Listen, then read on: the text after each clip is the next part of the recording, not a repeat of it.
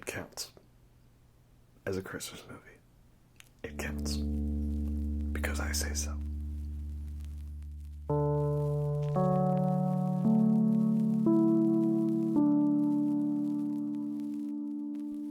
Hey everyone, and welcome to the ASMR review show.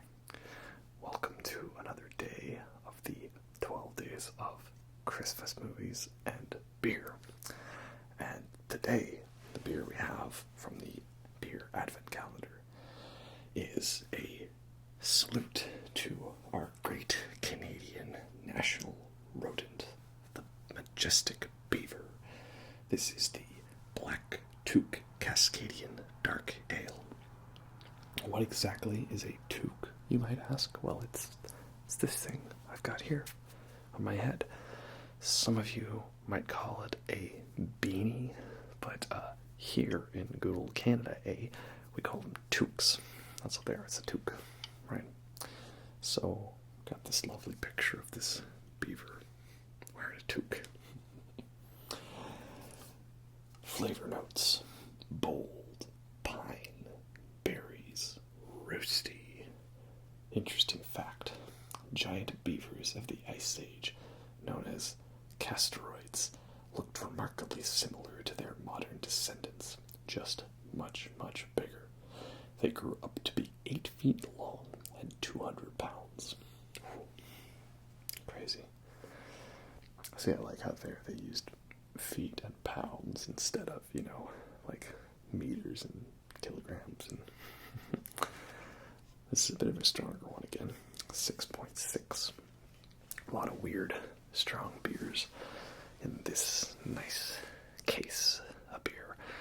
But I think that's because usually the craft stuff ends up on the stronger side because it's weirder, and it's not like American beer, which is less. So let's crack open this cold one.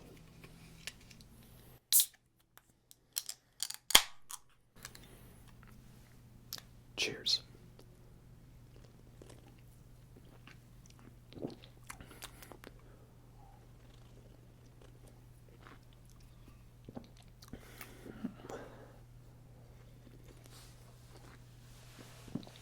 Ooh, yes, that is quite dark indeed. Almost as dark as I like my coffee. Or almost as dark as I like my guitar riffs. It's definitely got that roasted berryness to it. But it's definitely got more of a hop and a bitterness than what I expected. Dark and hoppy is not a combination I would normally have. I think that's why it's a dark ale. It's not a stout or a porter or, like a Russian Imperial stout or anything like that. Those ones are real darkened, real high percentage, pretty crazy. So it's like, think pale ale, but more darker and roasted. It's a tasty little piece. And it also would have been really appropriate if, when I did the Bob and Doug McKenzie one and talked all about Canadian stuff, if, this had been the one for it, because it's Cascadian, which is the mountain range, and it's beavers and toques, good old Canada, good day, So, what Christmas movie do we have to talk about in this video? Well, it is probably the most well-known example of a Christmas movie. That is one that, people say is a Christmas movie, but, it's not like your typical idea of a Christmas movie. Because if you think a Christmas movie, you think like, It's a Wonderful Life, or Polar Express, or like, maybe like animated Rudolph the Red-Nosed Reindeer, and the Rankin Bass Christmas specials, stuff like that. Right, ones where it's like around the Christmas season, and it's about family, and usually like it's on Christmas, and about stuff like that, right? And, trying to reunite with a family. It's usually the standard thing, and it's usually a family-friendly, all-ages accessible sort of thing, generally upbeat with a bit of comedy to it. Leaves you all feeling nice and warm and fuzzy, something that, your family can gather around. You can all put it on and have a good watch and just be like, that makes you feel nice, right? So, then of course you have people who joke about Christmas movies where Christmas is mentioned in passing, or the film happens to take place around Christmas, but it's not necessarily part of it. And it could be like any genre of film, like a horror movie, an action movie, like a really R-rated comedy or a dark comedy or something like that. But just happens to have Christmas, so people jokingly count it as a Christmas movie. And that's what I'm doing with this series of reviews. I'm picking a bunch of my favorite movies that have Christmas somehow in it, even if it's only in passing, and basically being like, yep, good enough for me. I want to talk about it, because, that's how I roll. And I think no movie has so infamous of a reputation on the debate of whether it counts as a Christmas movie than Die Hard, the 1988 John McCain action movie starring Bruce Willis as the iconic New York police officer John McClane, and featuring the amazing antagonist of a debut performance from Alan Rickman, R.I.P., as Hans Gruber. So, yeah, people debate whether it counts as a Christmas movie, and I'm on the side of saying, well, yeah, it counts.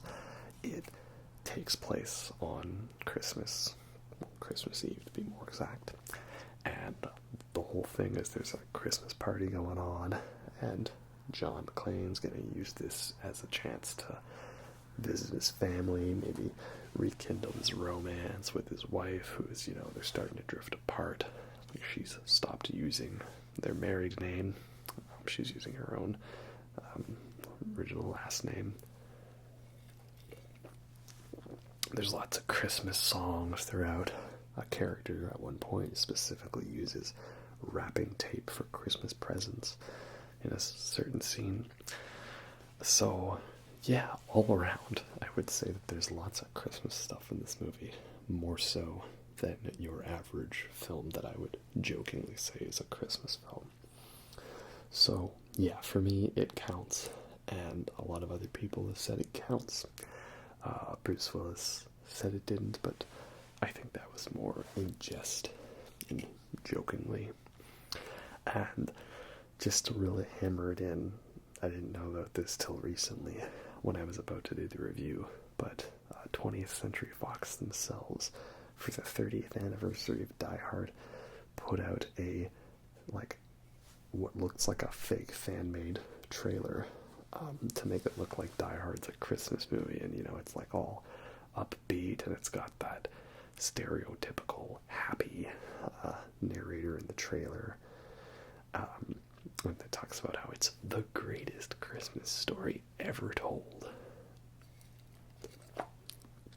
So, yeah, everyone's pushing for it, and some people will debate it, but again, I'm just like, if it's got some element of Christmas in the film, I think you can count it. And this one, has more to it than your average Christmas film. Some people might argue that, Harry Potter, some of those Harry Potter movies are Christmas films because they have, one scene that takes place at Christmas, right? In Philosopher's Stone, Sorcerer's Stone, right, Christmas, and the Christmas gift that Harry gets is the invisibility cloak, right? But that's literally one scene in the middle of the film. It's just a sequence that takes place there, right? Or some people might try to argue that Mean Girls It's a Christmas movie because it has the one scene in the middle where they like do that Christmas song and they're in the nice, sexy Christmas outfits, right? And then Ariana Grande referenced it in the music video, and everyone hailed her as the greatest artist of all time because she referenced a movie from like 15, 20 years ago that is average at best. Sorry. Maybe it's because I didn't grow up with Mean Girls. I didn't see it until like at least 10 plus years after it came out. So, you know, it wasn't like this iconic thing growing up for me. But I do occasionally still like to quote a few lines from it, I will admit. You know, there's some good moments like, she doesn't even go here, and the limit does not exist. Those are some pretty good lines, we'll say. But, you know, those movies have like one moment to them. Whereas Die Hard, the whole movie is around the event, and it's constantly reminding you and reinforcing you that it's taking place at Christmas. So later on, I'll review some films that are kind of like that, where they only have like one scene or one moment to them, and I really am pushing it on whether it counts, because I want to talk about those movies. But I'd say this is one of the most justifiable ones to count as a Christmas movie, because it is omnipresent throughout. So that's at least how I see it. So, you know, obviously going into details, you know, if you haven't seen this 30-year-old movie yet, well, get on it. I mean, Die Hard is only one of the greatest action movies ever made, and one of the most impressive ones that still holds up very well in pretty much all aspects. And, you know, it's directed by John McTiernan, and he made two of the best action movies of all time, like back to back. He made this and Predator, which I really dig Predator.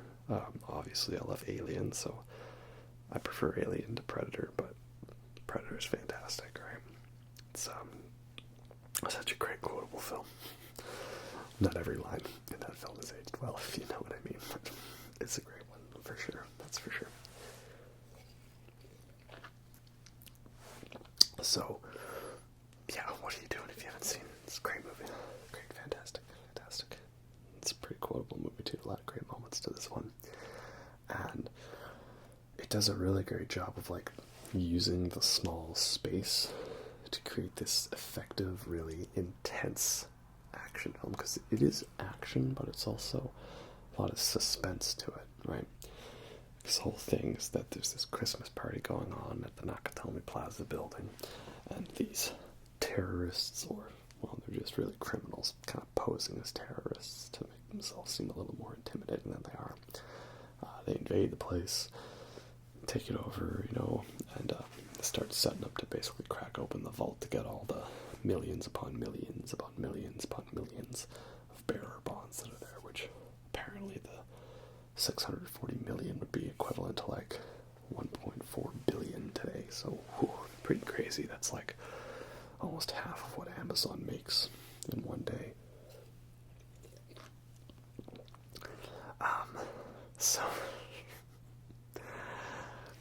So yeah, that's what they're going out to do. And John McCain, you know, he's just this average New York cop in LA. He's there to see his wife at the party to try and rekindle things, and he gets kind of caught up in it when he's like the one guy who doesn't get taken hostage. So it's like a game of cat and mouse as he's like sneaking around the building, and they're going up and down the different floors through like the elevator shafts and like air ducts, and he's trying to like mess with the operations while trying to get like the police involved and help out with them.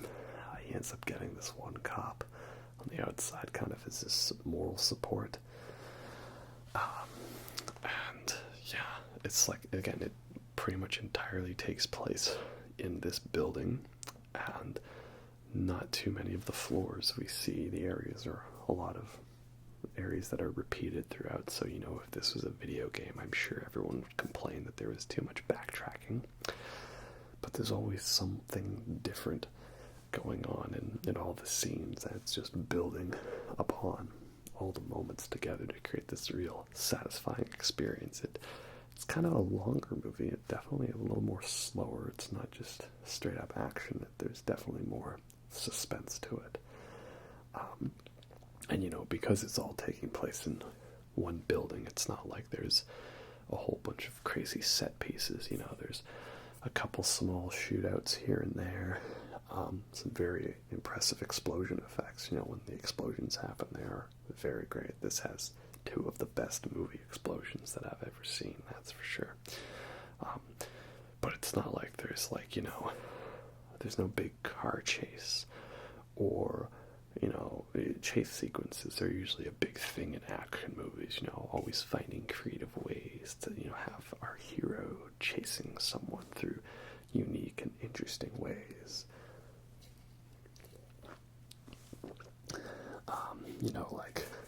Driving motorcycles on rooftops or fighting on top of trains, or driving cars through New York City, bunch of crazy stuff like that, or foot chases and doing parkour over rooftops of exotic locations, right? There's none of that in this film. It's this office building, it's in the building, and that's it.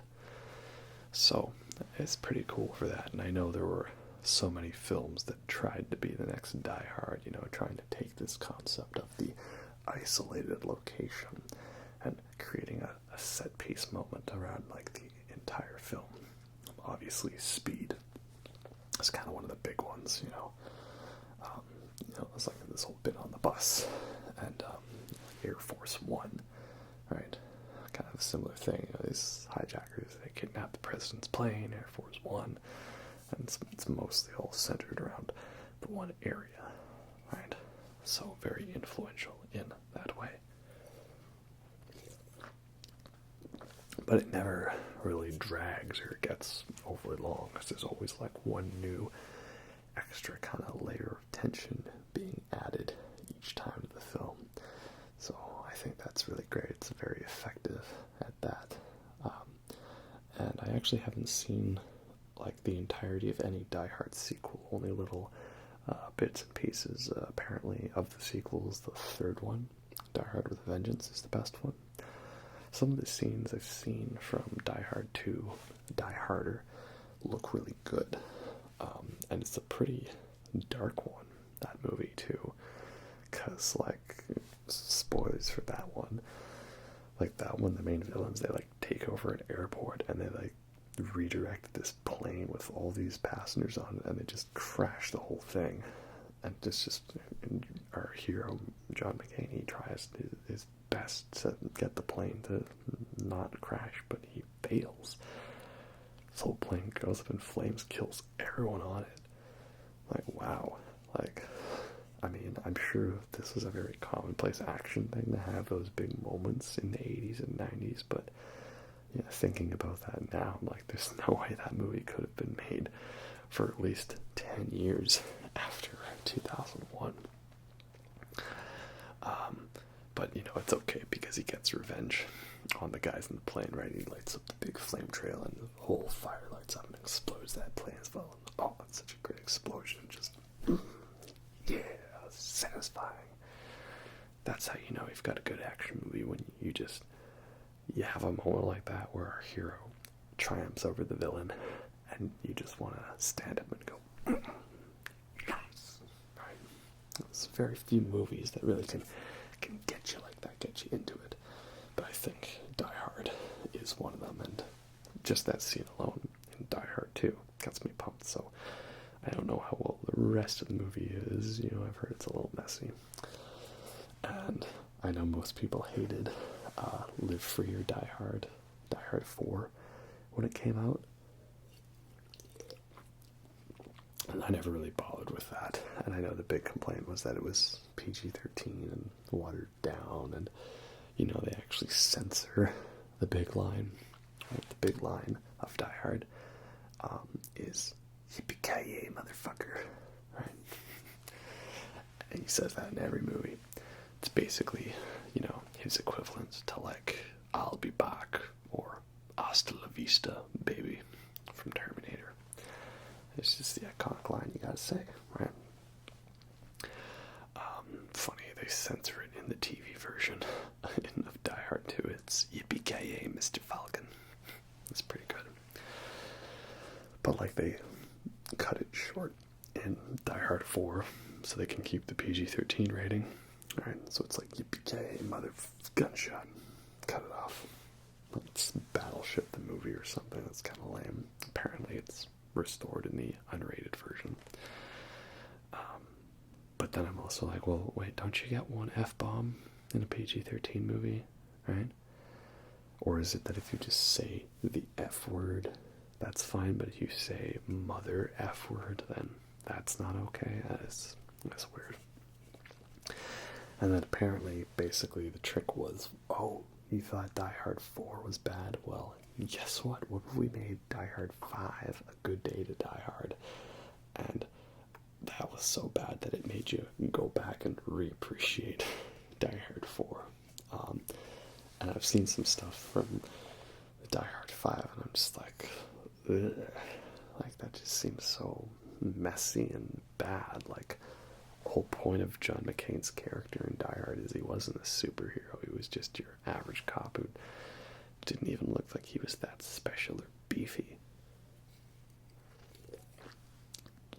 And now you have him going on like this super murder rampage, like he's a super soldier, and yeah, it just seems so very far removed from what Die Hard was. But then again, I like all the Alien movies, and we know how faithful those have been in the franchise, so what do I know when it comes to loyalty and over fanboying these sort of things, you know?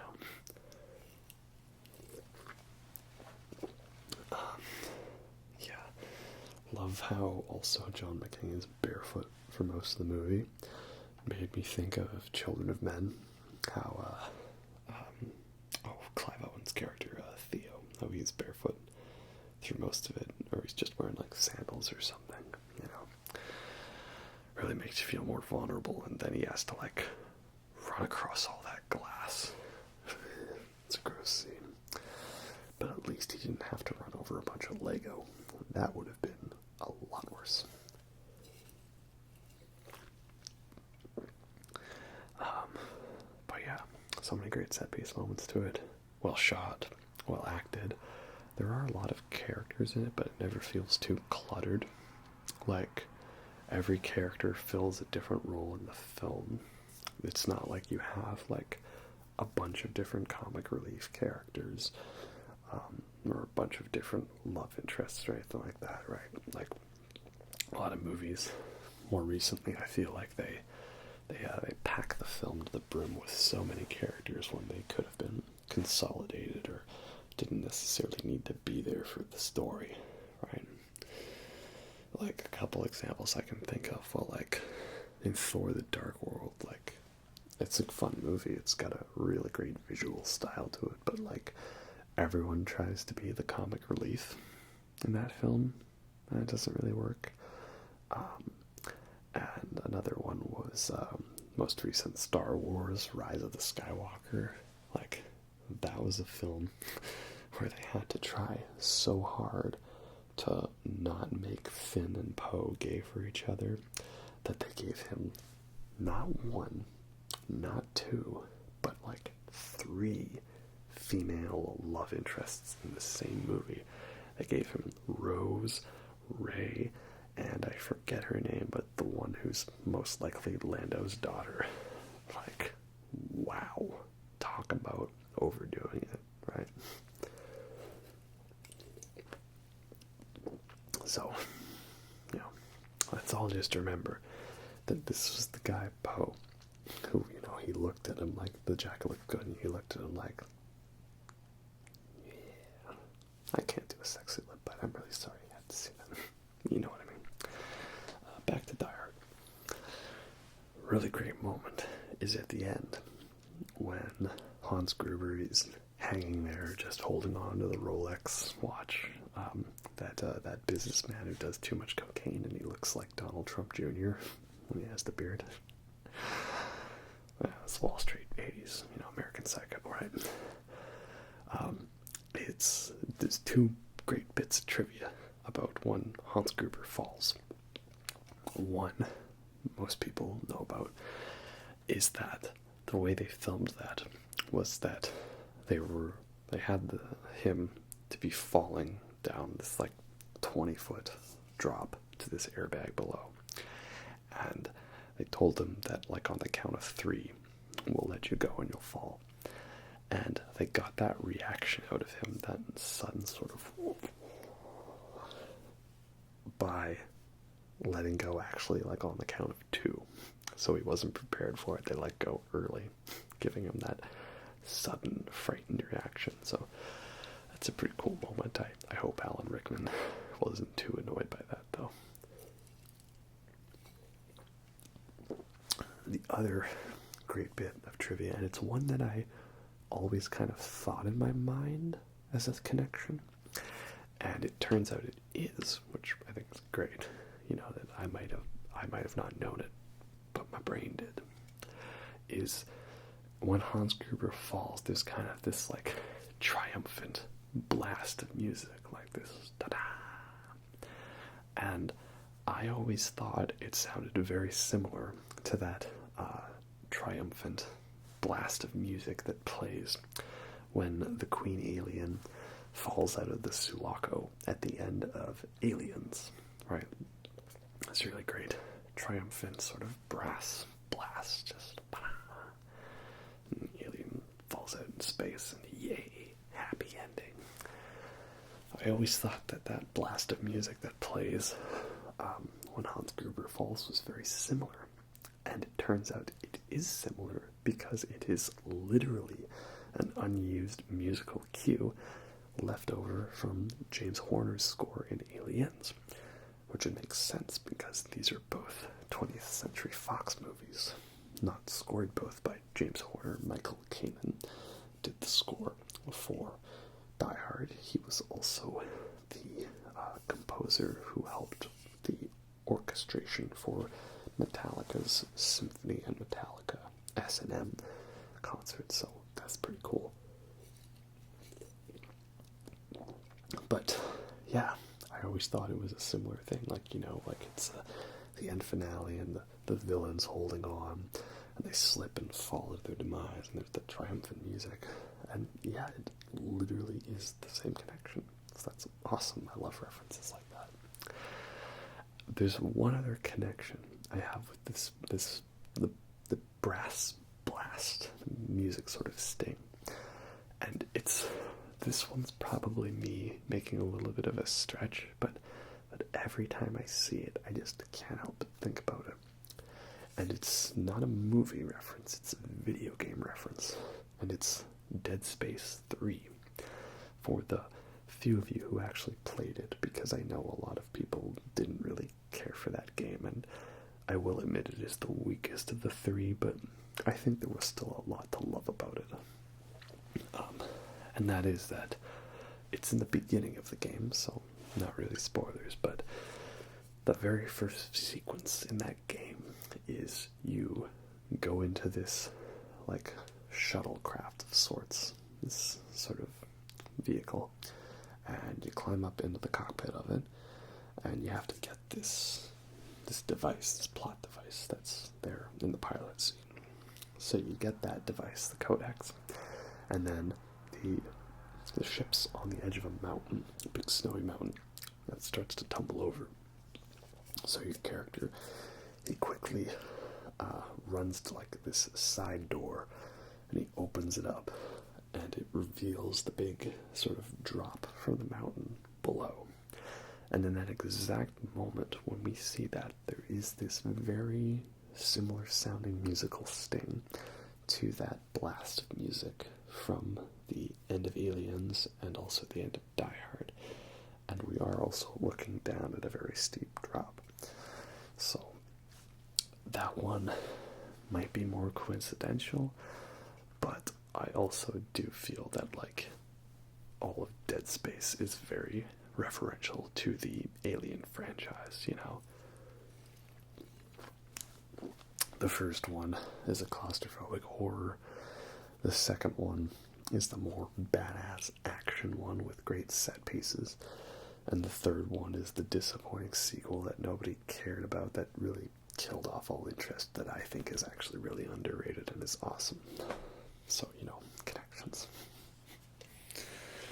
But anyway, another great bit with Die Hard is throughout the film, there's lots of different renditions of Beethoven's Ninth Symphony, Fourth Movement, which includes Ode to Joy in it.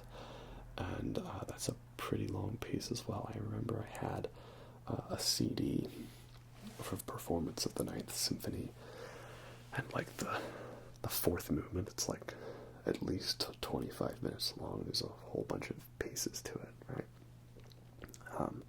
But the big bit in the middle that most people know is Ode to Joy, Da, da, da, da, da, da, da, da, da, da, da, da, da.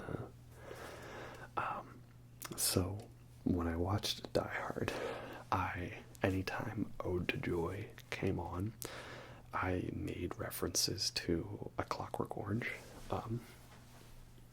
As you can see, I am a fan of that movie. It's a really great one, even if it is quite violent and controversial. Because I'm a Kubrick fanboy, right?